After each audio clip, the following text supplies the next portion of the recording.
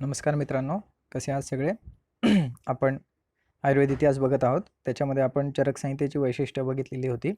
आज आपण आता सुश्रुत संहितेची वैशिष्ट्य बघणार आहोत. सुश्रुत संहितेचा तंत्रकर्ता आहे वृद्ध सुश्रुत. तिकडे चरक संहितेमध्ये तंत्रकर्ता होता अग्निवेश. इथे उपदेष्टा मेन्शन करायचं राहिलेलं आहे. उपदेष्टा आहे धन्वंतरी. उपदेष्टा सुश्रुत संहितेचे आहेत धन्वंतरी.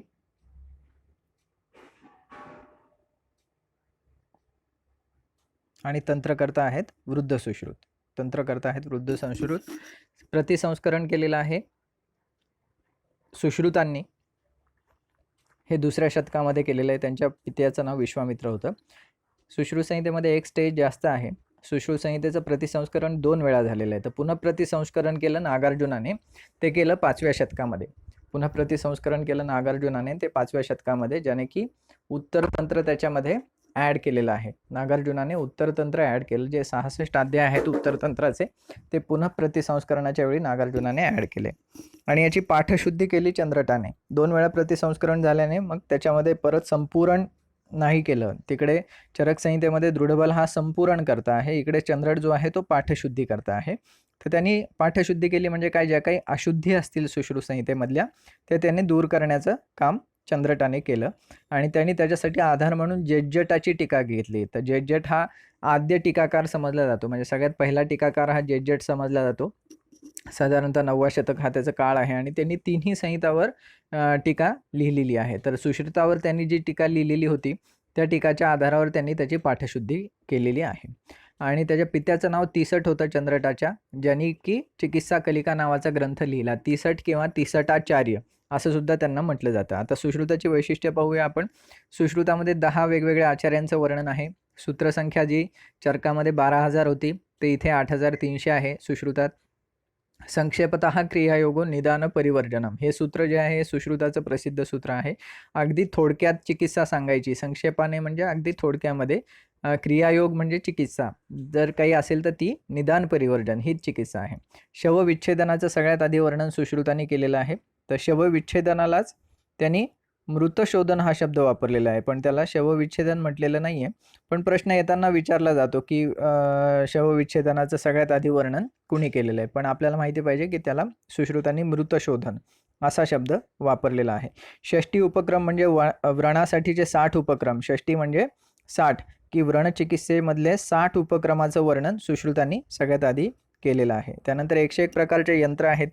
पित्ताचे 5 प्रकार सर्वप्रथम वर्णित केले असं म्हटलं जातं, पण खरं पाहिलं तर त्याची नावं सगळ्यात आधी सांगितली. कारण चरकांना 5 प्रकारची पित्त माहिती होती, 5 प्रकारची कफ पण माहिती होती. पण चरकांमध्ये कुठेही जसं वाताची नावं आढळतात की समान वायू, अपान वायू, प्राणवायू, तशी पित्ताची नावं पाचक, साधक पित्त, त्यानंतर आलोचक, भ्राजक पित्त ही नावं चरकांनी दिलेली नाही. ही जी नावं आहेत ही सुश्रुतांनी दिलेली आहेत. तर पित्ताचे 5 प्रकार जे सांगितले आपण म्हणतो तर ती त्यांची नावं, म्हणजे थोडक्यात आपल्या याच्यामध्ये त्यांचं बारसं सुश्रुतांनी केलेलं आहे. 5 प्रकार आहेत हे आधी पण माहिती होतं, पण त्यांची नाव देण्याचं काम सुश्रुतांनी केलेलं आहे. आणि असंच कफाच्या 5 प्रकारांची नावं देण्याचं काम अष्टांग संग्रहाने केलेलं आहे. जे बोधक कफ, तर्पक कफ, अवलंबक कफ ही नावं जी आहेत ही सुश्रुतात नाही आढळत, ही अष्टांग संग्रहकारांनी दिली. त्याच्यामुळे विचारताना जरी विचारलं 5 प्रकार तरी आपल्याला माहिती पाहिजे की 5 प्रकारांची नावं सगळ्यात आधी सुश्रुतांनी सांगितलेली आहेत.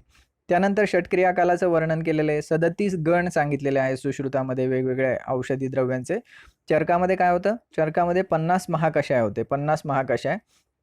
आणि इकडे काय आहेत? 37 गण आहेत. तर हे गण हे औषधी प्रधान, जसं की विदारी गंधादी, आरगवदादी, सुरसादी.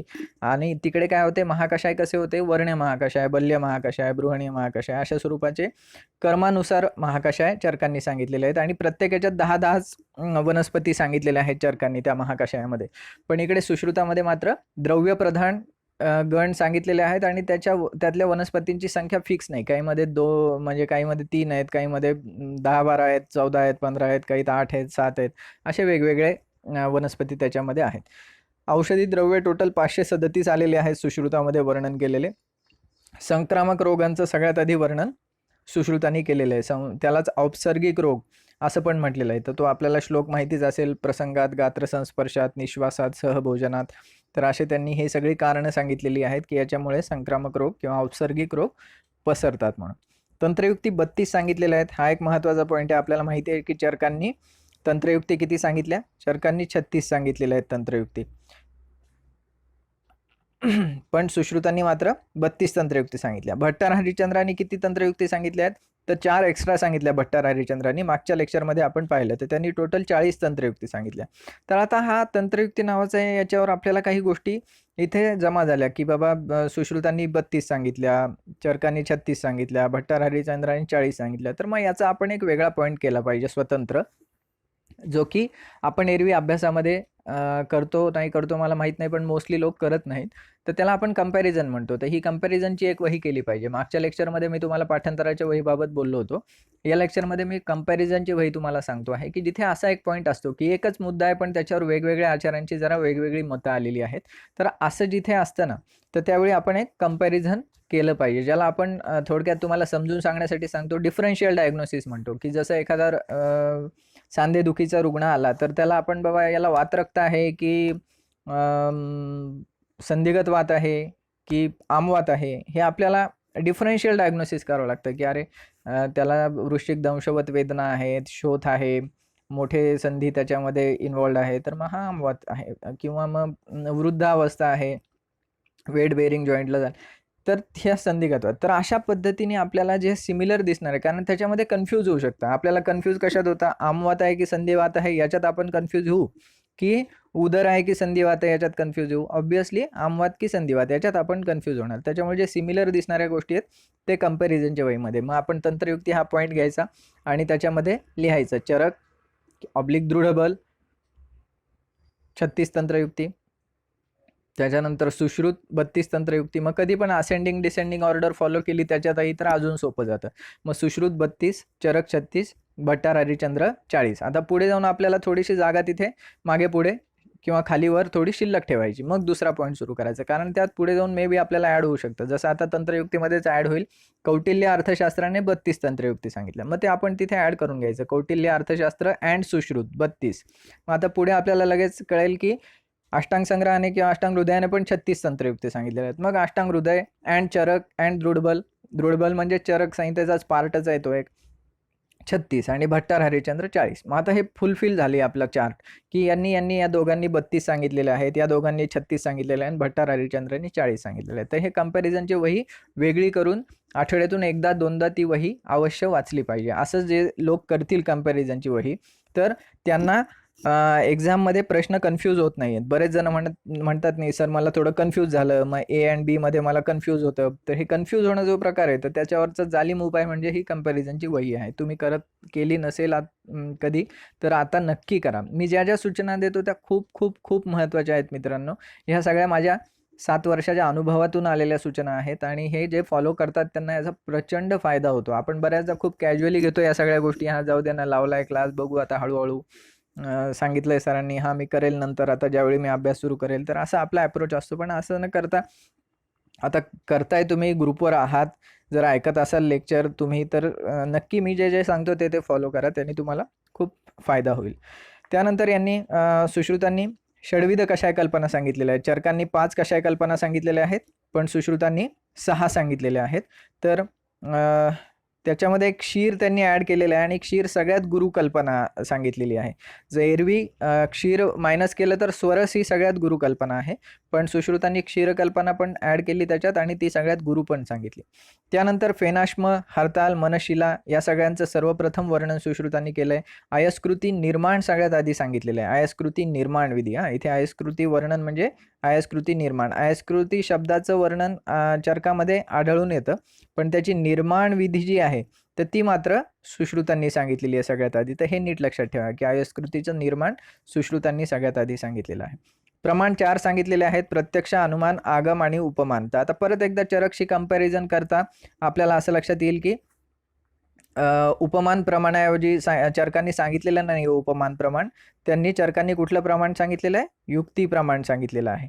आणि आगम जे प्रमाण आहे तर अनुमान तर चरकांनी सांगितलेलं नाही आणि त्याच्याऐवजी युक्ती सांगितलं आणि सुश्रुतांनी मात्र युक्ती सांगितलं नाही आहे, उपमान प्रमाण सांगितलं. उपमान म्हणजे उपमा, उपमा सादृश्य, याच्यासारखं त्याच्यासारखं, किंशुकोदक स्राव, इंद्रगोप किड्यासारखं, कमळासारखं असं जे आलेलं असतं त्याला उपमान प्रमाण असं म्हटलं जातं. तर चरकांनी हे न सांगता युक्ती प्रमाण सांगितलेलं आहे. आणि दुसरा एक महत्त्वाचा बदल काय आहे? दुसरा एक महत्त्वाचा बदल आहे की आगमला चरकांनी आप्तोपदेश म्हटलेला आहे. आगम प्रमाणाला त्यांनी आगम हे नाव न देता आप्तोपदेश असं नाव दिलेलं आहे. तर हे एक महत्त्वाची गोष्ट आहे आणि ते पहिलं प्रमाण मानलेलं आहे चरकांनी, की आगमलाच आप्तोपदेश म्हटलंय आणि ते पहिलं प्रमाण मानलेलं आहे. त्यानंतर रोग टोटल 1120 वेगवेगळे रोग सांगितलेले आहेत. म्हणजे आता नेत्ररोगाचेच वेगवेगळे प्रकार, कर्णरोगाचे प्रकार, मग पांडूचे प्रकार, असं करता करता सगळे 1120 प्रकारचे रोग सुश्रुतांनी सांगितलेले आहेत. सुश्रुतामध्ये द्वादश आसन विचार आलेला आहे. द्वादश आसन विचार म्हणजे जेवण, आसन म्हणजे खाणे, तर खाण्याच्या पद्धतीचे 12 गोष्टींचं पालन केलं पाहिजे. चरकामध्ये काय आलेलं आहे? चरकामध्ये अष्टविध आहार विधी विशेष आयतन आलेले आहे. चरकामध्ये अष्टविध आहार विधी विशेष आयतन आलेले आहे. सुश्रुतामध्ये मात्र द्वादश आसन विचार आलेले आहे. एकादश प्राण सांगितलेले आहेत. एकादश प्राण सुश्रुतामध्ये एकादश प्राण. चरकांनी काय सांगितलेलं आहे? चरकांनी 10 प्राणायतन सांगितलेलं आहे. तर प्राणायतन म्हणजे काय? जिथे प्राण राहतात तर ते अशी ठिकाणं, तर प्राणायतन. आणि सुश्रुतांनी काय सांगितलेलं आहे? एकादश प्राण. तर हे चरकानुसार 10 प्राणायतन आणि सुश्रुतानुसार 11 प्राण. तर हे वर्णन वेगवेगळं दोघांचं आलेलं आहे. तर असं कंपॅरिझिव्ह अभ्यास केला जर तुम्ही, चरकांनी काय सांगितलं, सुश्रुतांनी काय सांगितलं, तर दोघांचाही अभ्यास सायमल्टेनियसली तुमचा होतो आणि अभ्यास एकदम परफेक्ट चांगला होतो. सुश्रुतांनी ऊर्ध्वजत्रुगत रोग 213 सांगितले, वाग्भटांनी 231 सांगितले. शारीरे सुश्रुत श्रेष्ठ असं म्हटलं जातं.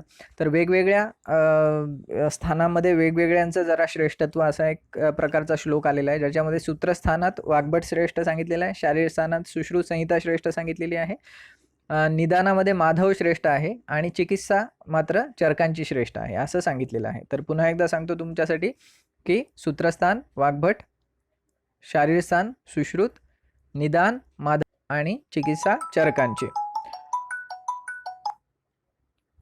त्यानंतर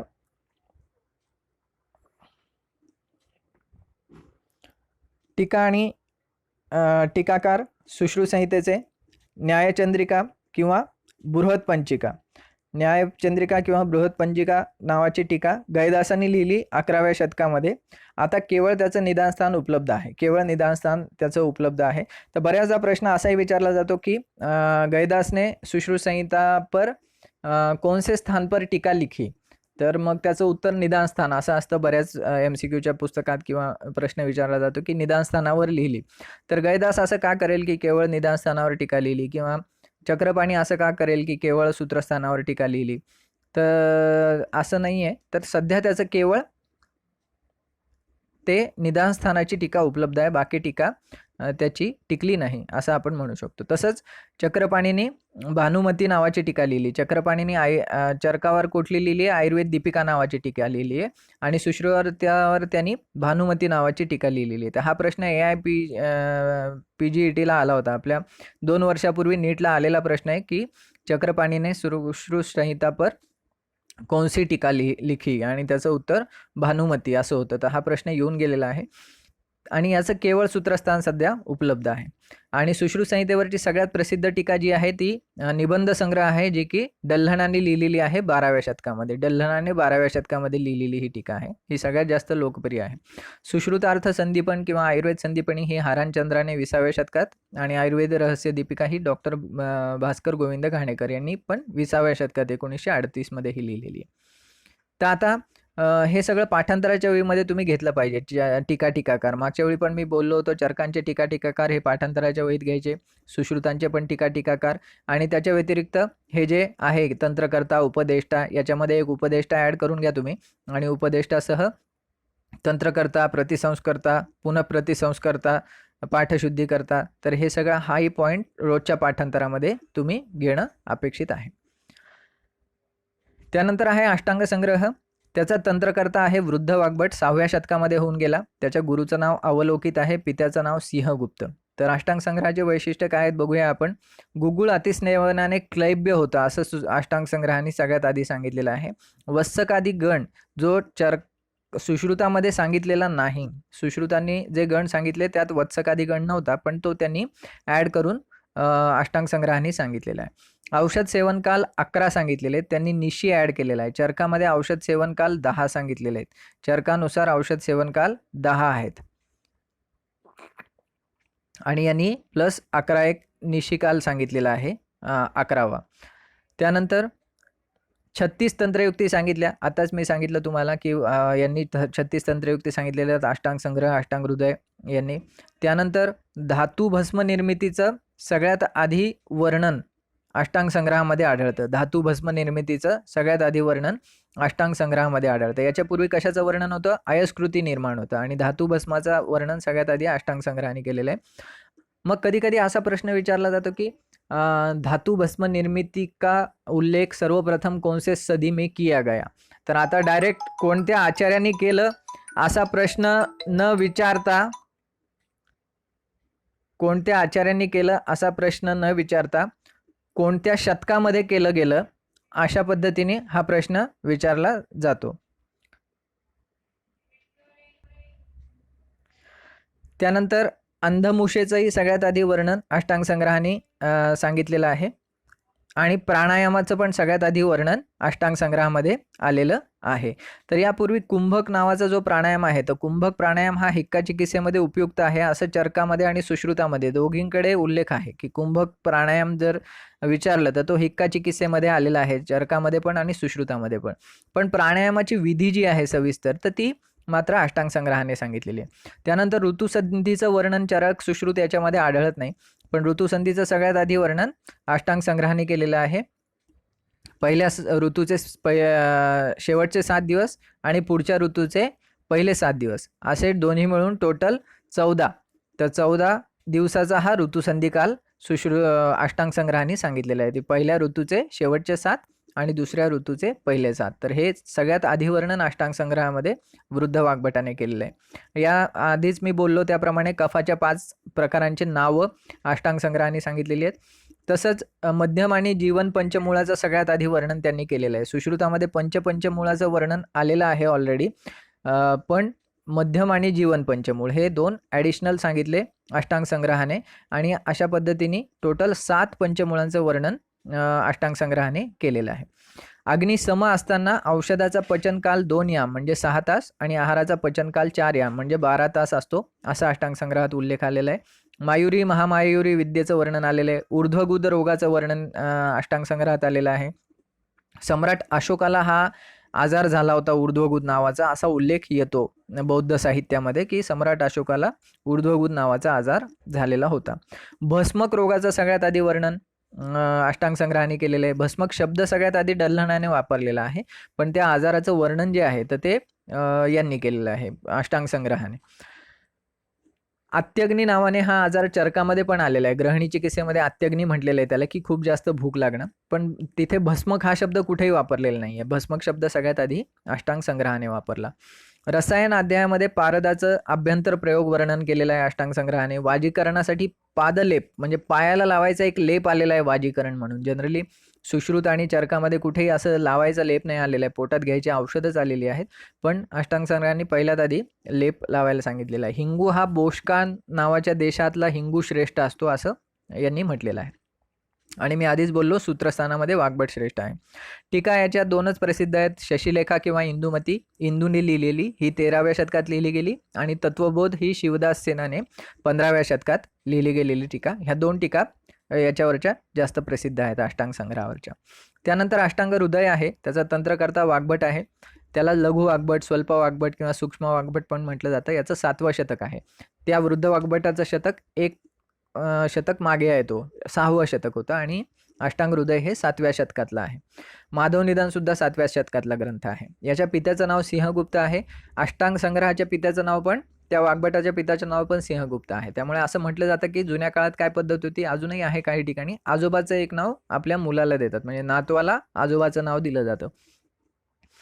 तर मग अशी कंडिशन असेल तर सिंहगुप्त, त्याचा मुलगा वाग्भट, वाग्भटाचा मुलगा सिंहगुप्त आणि त्याचा मुलगा पुन्हा वाग्भट. तर असं म्हटलं जातं की हा आजोबांनी अष्टांग संग्रह लिहिला आणि नातवाने अष्टांग हृदय लिहिला असं म्हटलं जातं. तर तुम्हाला हे लक्षात ठेवण्यासाठी असं लक्षात ठेवा की कारण त्या कंडिशनमध्ये दोघांचंही नाव वाग्भट असणार आहे आणि दोघांच्याही वडिलांचं नाव सिंहगुप्त असणार आहे. हा एक शतक मागे असणार आहे, हा एक शतक पुढे असणार आहे. तर त्याच्यामुळे लगेच लक्षात राहून जातं आपल्याला. वैशिष्ट्य यांनी 33 गण सांगितलेले आहेत. जसे सुश्रुतात 37 गण आले, अष्टांग हृदयामध्ये 33 गण आलेले आहे. सगळा पद्यमय ग्रंथ आहे. या आधीच्या चरक, सुश्रुत आणि अष्टांग संग्रह हे काही गद्य काही पद्य असा होता, पण अष्टांग हृदय हा पूर्ण पद्यमय आहे. पाशुपद योगाचं वर्णन सर्वप्रथम केलेलं आहे. मुचुंडी नावाचं सदंश यंत्र सगळ्यात आधी अष्टांग हृदयानी सांगितलेलं आहे.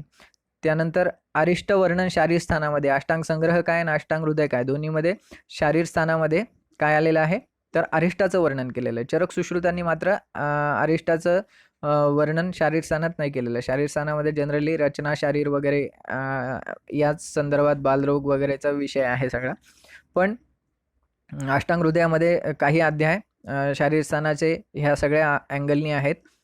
शरीर रचना आणि स्त्री प्रसूती बालरोग आणि उरलेले शेवटचे 2-3 अध्याय मात्र अरिष्ट वर्णन आहे. याच्यावर सगळ्यात जास्त टीका लिहिल्या गेल्या अष्टांग हृदयावर. टोटल 44 टीका अष्टांग संग्रहावर लिहिल्या गेल्या. अष्टांग हृदयावर टोटल 44 टीका अष्टांग हृदयावर लिहिल्या गेल्या.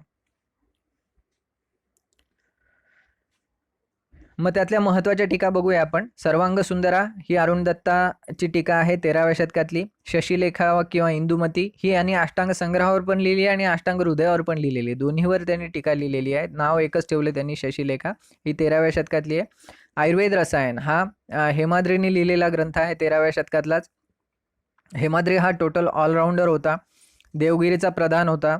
चतुर्वर्ग चिंतामणी नावाचा ग्रंथ पण त्यांनी लिहिलेला आहे. काही ठिकाणी असा उल्लेख आहे की आयुर्वेद रसायनचाच पर्याय चतुर्वर्ग चिंतामणी आहे, पण असं नाही आहे. चतुर्वर्ग चिंतामणी नावाचा वेगळा ग्रंथ आहे जो की न्यायशास्त्रावरचा ग्रंथ आहे आणि शिवाजी महाराजांच्या काळापर्यंत या ग्रंथाच्या आधारे न्यायदान केलं जायचं की त्याच्यात वेगवेगळे अपराध आणि प्रत्येकाची कर्तव्य आणि ते कर्तव्य न पाळल्यास केला जाणारा दंड, काय दंड असावा काय नाही, तर असं त्यांनी लिहिलं आहे. म्हणजे त्याला तो राजनेता म्हणजे राजकीय पण होता प्रधान, त्याला लॉचं पण ज्ञान होतं, त्याला आयुर्वेदाचं पण ज्ञान होतं.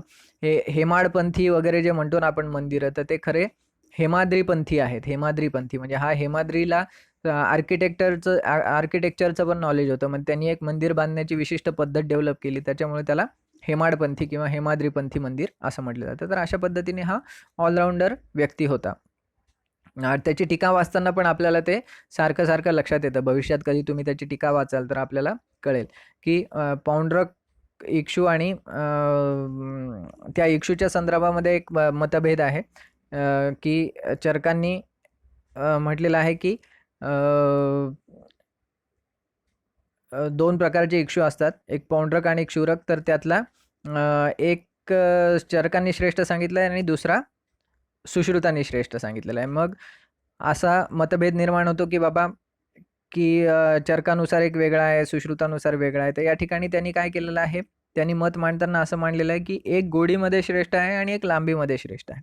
तर त्याच्यामुळे दोघंही बरोबर आहेत. तर चरकांनी जे मोजलेलं आहे ते गोड कोणता जास्त असतो असा मोजलेला आहे, त्याच्यामुळे त्यांचंही बरोबर आहे. आणि सुश्रुतांनी मोजताना लांबी कुणाची जास्त असते हे मोजलेलं आहे, त्याच्यामुळे त्यांचंही मत बरोबर आहे. तर अशा पद्धतीने त्यांनी अगदी चातुर्याने दोघांचंही म्हणण्याचं टीका त्याच्यावर केलेली आहे. तर त्याची टीका खरोखर वाचण्यासारखी आहे.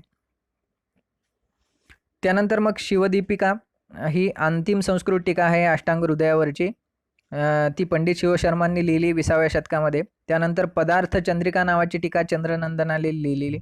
वाग्भट खंडन मंडन भट्ट नरहरींनी. अष्टांग हृदयोद्घात आशाधाराने लिहिलेली. वाक्यप्रदीपिका परमेश्वराने. हृदयबोधिका दासपंडिताने आणि ललिता ही शंकराने लिहिलेली टीका. तत्वबोध शिवदास सेन. तर ह्या नाईस टू नो कॅटेगरीमध्ये आहेत. ह्या ज्या खालच्या आहेत ना ते ह्या नाईस टू नो कॅटेगरीमध्ये आहेत, पण हे ज्या वरच्या टीका आहेत ह्या मात्र प्रसिद्ध टीका आहेत त्याच्या.